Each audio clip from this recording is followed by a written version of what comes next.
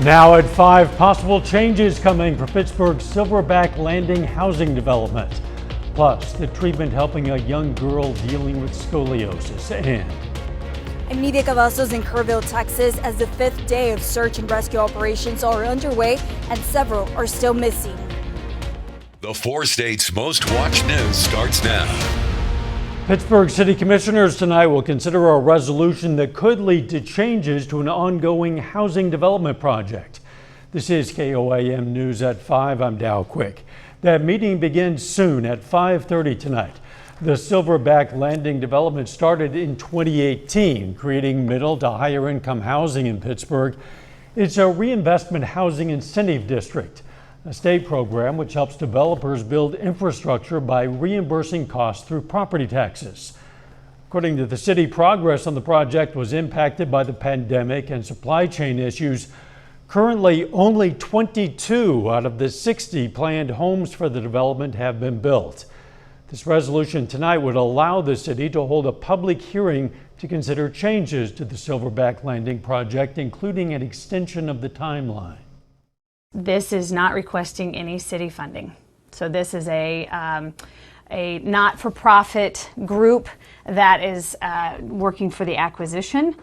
There is private funding coming into that, but this is not requiring or asking for any city funds. Tonight at 6, we're going to have more on the history of the Silverback Landing development project and how the city staff hopes to see more progress. If the City Commission passes the resolution tonight, a public hearing will be planned for August.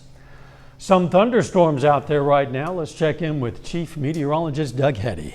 Yeah, we had some scattered thunderstorms out there during the morning hours, and then we've heated up, and then with the heating of the day, we've had another little cluster of some showers and thunderstorms. Most of these will behave, but a couple of them a little bit on the stronger side. Wind gusts kind of 40 to 50, maybe some very small hail, but you can see a cluster dropping south right across southwestern Missouri. Let's go ahead and zoom in. So west of Greenfield, so a little bit of a hail core just southeast of Lamar, so just below severe limits. We can't rule out a random severe thunderstorm, but this is going to sink south into northern parts of Jasper County, most likely affect Carthage.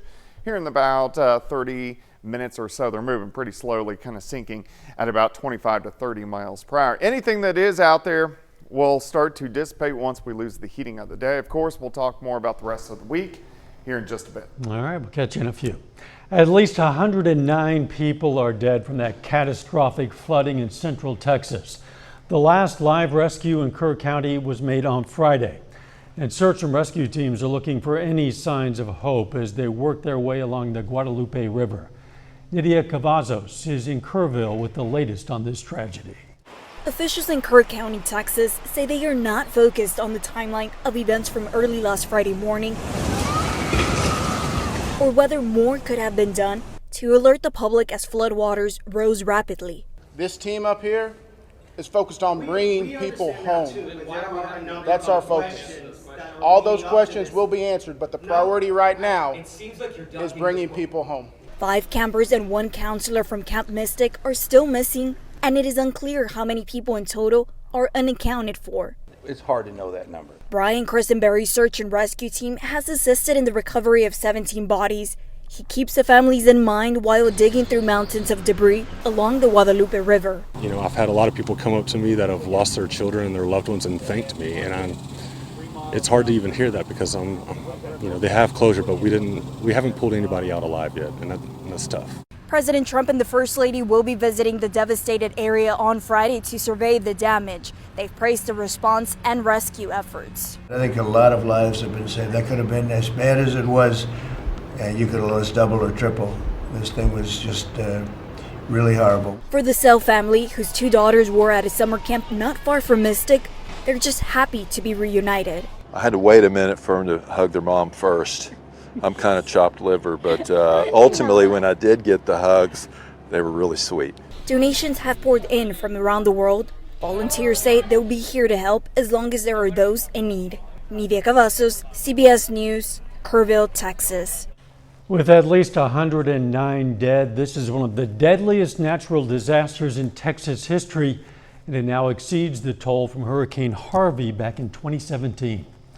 A church in Knoll, Missouri is stepping up after witnessing the devastation left behind by that deadly storm. Elks River Baptist Church is now on a mission, collecting everything from toiletries to baby food. And they're not just sending help, they're delivering it themselves straight to the Sunshine State. It on our hearts to donate or find a way to get people things they need that have went through this. We have a heart for first responders. We have several first responders in the church and several retired or former first responders as well. If you want to donate, you can contact the Elks First Baptist Church by phone or Facebook. We have a link on our page at koamnewsnow.com.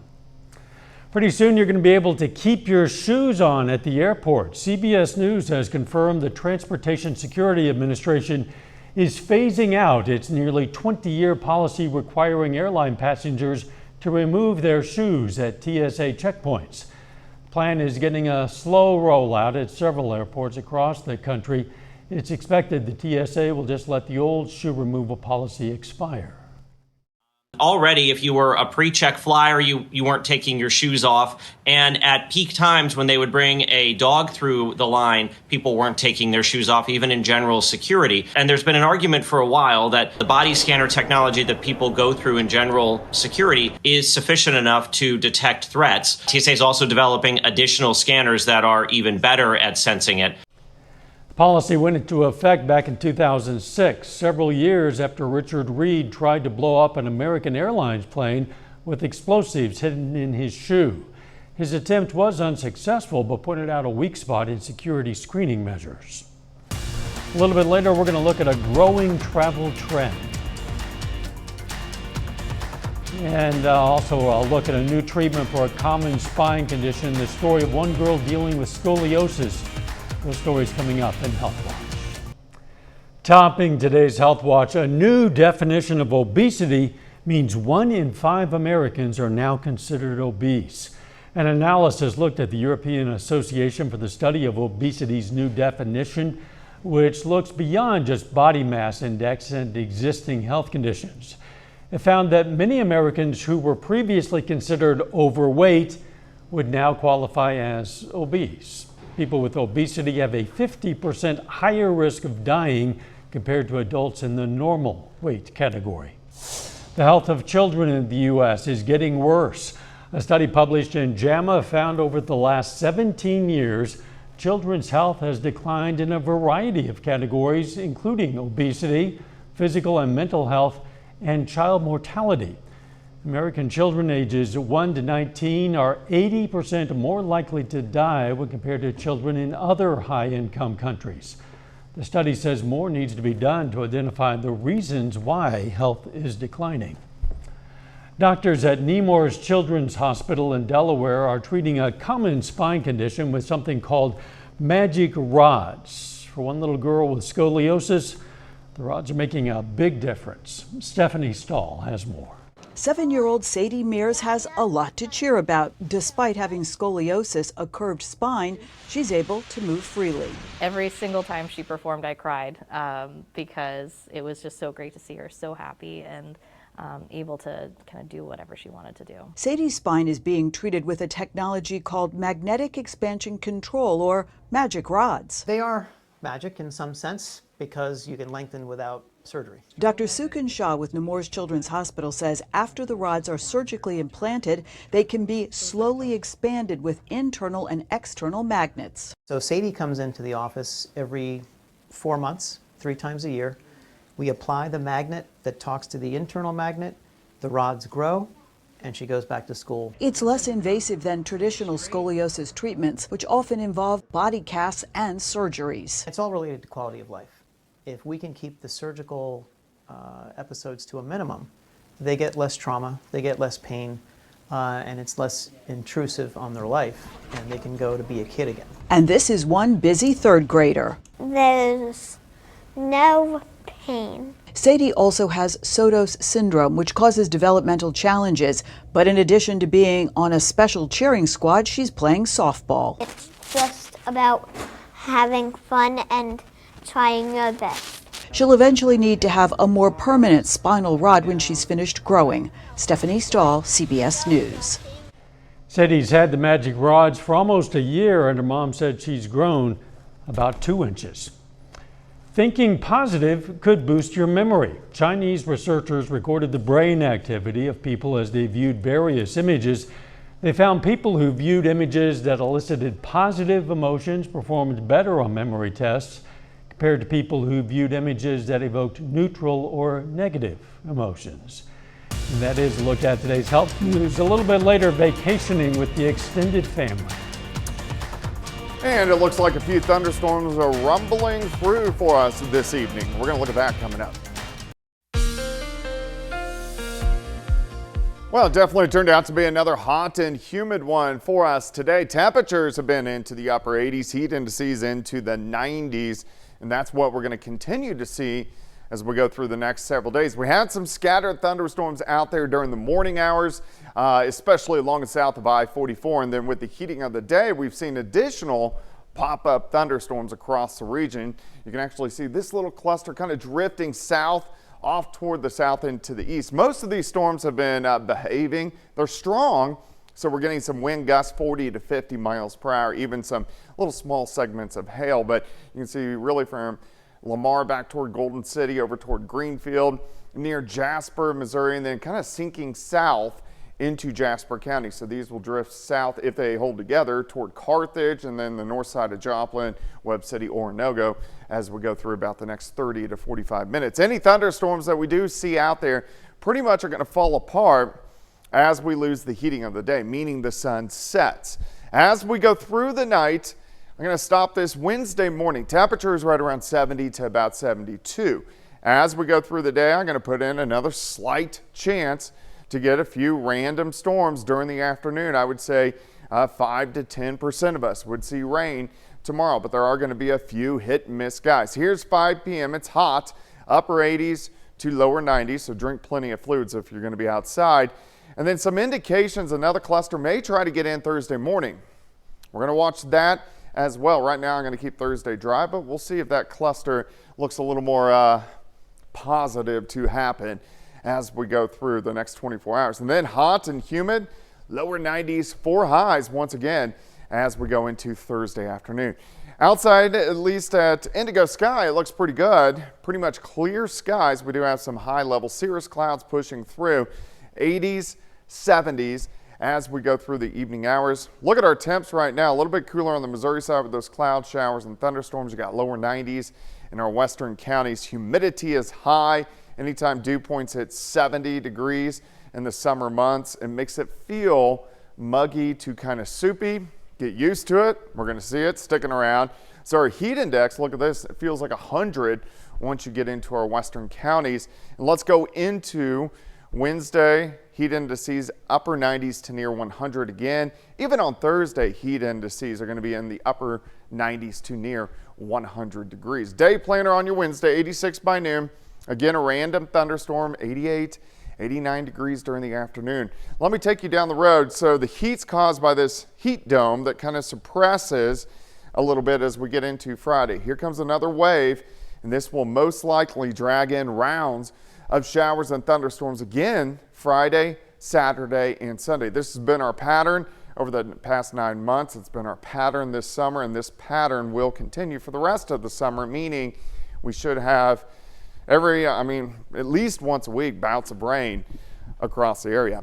91 on your Wednesday, 92 on Thursday, 93 on Friday. Heat indices pressing 100. A little bit cooler with the rain on Saturday and Sunday, but still hit and miss storms all of next week. Yeah, it's going to be soggy one way or the other. It is, definitely. Thanks, Doug. Hey, don't forget you can be the first to know about the day's weather with the KOAM Skywatch weather app. You can get severe weather updates sent straight to your phone, absolutely free of charge. It's available in the Apple App Store and the Google Play Store, the KOAM Skywatch weather app. Joplin Spiva Center for the Arts is looking for submissions for an upcoming exhibit showing the art of area military veterans. It'll be titled Unbreakable, the Veteran Spirit. Organizers say it'll explore the resilience, camaraderie, and support systems that shape the veteran experience. The last day to submit artwork will be July 28th. The exhibition itself will be part of the Heartland Patriots Festival in September. For more information, go to KOAMnewsnow.com. Coming up, a big rush for shoppers as retailers compete for your online business. Topping today's Consumer Watch, Amazon Prime Day is here. Americans are expected to spend almost $24 billion during the big 4-day sales event. That's according to market research firm Adobe Analytics. But several other major retailers, including Walmart and Target, are also getting in on the action this week, holding rival sales of their own.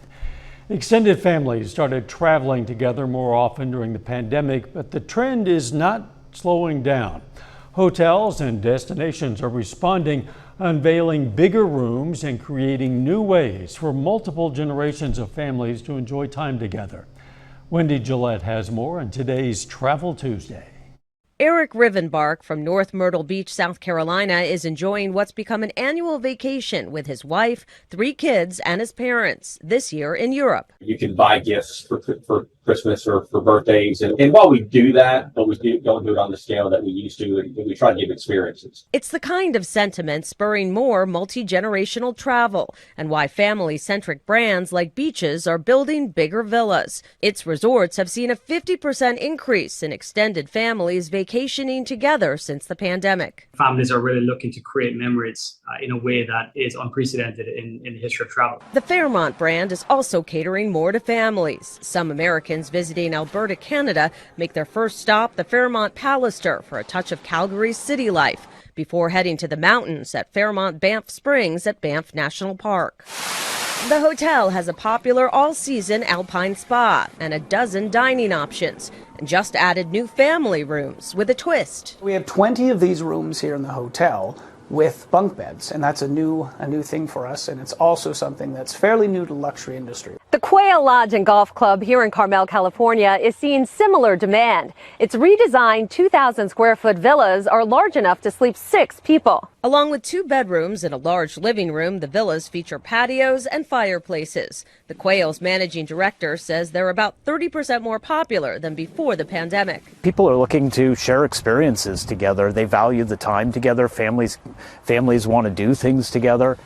The experiences at Quail, one of those we stayed at for a special rate, include golf for all ages, spa for the grown-ups and for those 14 and older, a Land Rover off-road driving school. An instructor teaches families how to navigate 12 miles of trails, a new way to drive through a challenge together. Wendy Gillette, CBS News. That Land Rover driving school, it starts at just under $300 for an hour lesson. Krispy Kreme has launched its new Hungry for Heroes donut collection, celebrating the iconic DC Comics superheroes Superman, Batman, and Wonder Woman. It comes as the new Superman movie hits theaters nationwide this week. A final check of the forecast up next. Up next on the CBS Evening News, the latest on the recovery efforts in the wake of the flash flooding in Texas. Then on KOAM News at 6, a crash in Dunaweg today claims the life of a Carthage, Missouri teen. We'll have details. Plus, how proposed funding cuts for public radio could impact the local station KRPS. And Missouri Southern Volleyball releases their 2025 schedule. Stay with us for the CBS Evening News and then KOAM News at 6. Some of you are experiencing some thunderstorms as we speak. Yeah, we do. We have some scattered thunderstorms in southwestern Missouri. Most of you are going to stay dry, but there are going to be a few out there. And again, a few pop-up storms for us on Wednesday, heating up a little bit, lower 90s as we go through the next few days. That means a heat index near 100. Wow, it's going to feel every bit of 100 degrees. Thanks for joining us. The CBS Evening News is next. And of course, we're going to be right back here for KOAM News at 6. See you then. Let's make it a great evening.